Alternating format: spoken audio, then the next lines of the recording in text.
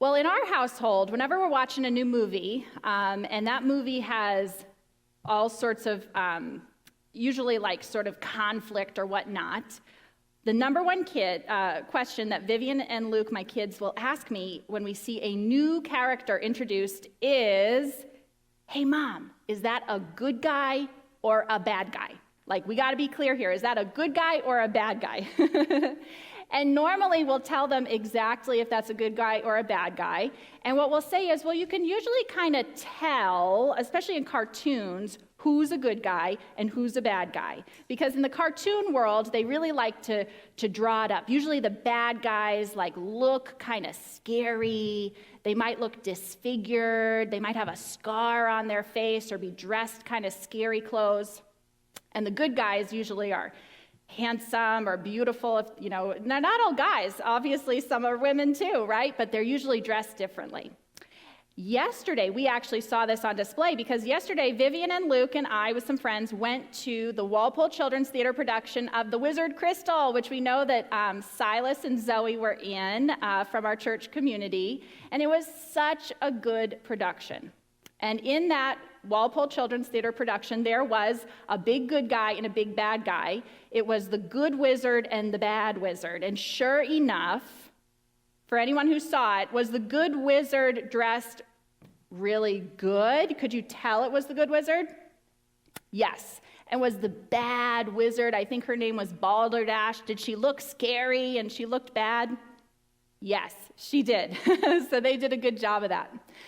Well, in this story, as we're listening to this story about Jesus, who is talking to the devil right now, what do you think? Is the devil a good guy or a bad guy? Good guy. Oh, we got a prankster in the room. What do people think? Is the devil a good guy or a bad guy? Bad guy. Bad guy. It's hard to get more bad of a bad guy than the devil. But here's my question. Do you think the devil looked like a good guy or a bad guy? Do you think he looked like a good guy or a bad guy? I've been thinking about that this week because you know what I think? I think the devil actually probably looked like a good guy because everything that the devil was offering Jesus in that moment, he was a bad guy. But I bet he looked like a good guy because everything that he was offering Jesus in that moment is actually not bad. It's kind of blessings, right? He's offering Jesus comfort, some food for his belly. He's offering Jesus ultimate safety. He's saying, hey, no one's going to touch you. Like this is ultimate safety and security. And he's offering Jesus power. And we know that Jesus is a good guy, so we can assume Jesus would have used that power for good. So that's not bad, right? He's offering Jesus all these good things. If they were in the world today, which they are, and many of us are being offered these things all the time, we would call these things blessings. Security and safety, comfort, and power for the good people of this world, these are blessings. And I'm not here to tell you that that's not true. But why did Jesus then turn them down?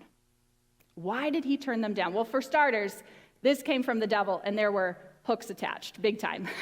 But let's put that aside for a moment. That's certainly true. I think there's another reason that Jesus turned those blessings down.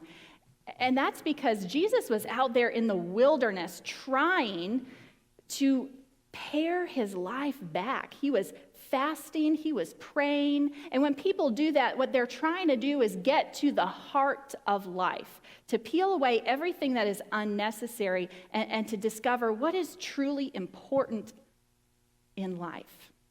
And in that moment, Jesus said, you know what? Comfort isn't important, but comfort kind of is important, but it's not ultimate. And safety and security isn't important. Well, safety and security is important, but not ultimate.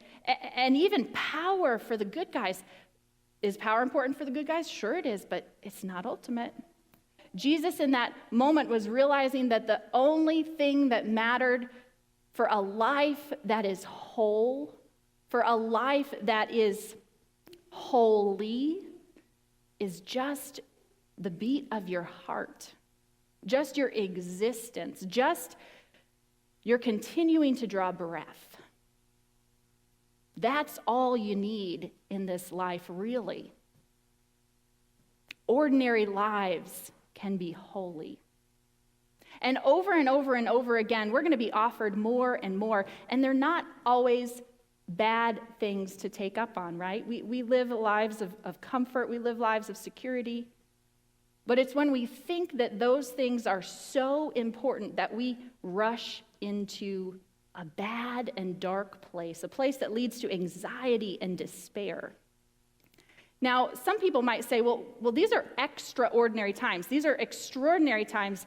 The stakes are high. The world is kind of chaotic right now. Don't we kind of need good people to have power? Don't we need the safety and security? Don't we need these things? And yes, we need these things at a time like this. We need extraordinary things to work in this world. We need God to be doing extraordinary things in this world. But here's what I'll say, and especially for the adults who are thinking about what's going on in the news right now. What if one of those guys who's leading a whole lot of chaos and violence over there in Europe realized that, being president of Russia is good enough, right? But somehow something within him is driving him to get more and more and more.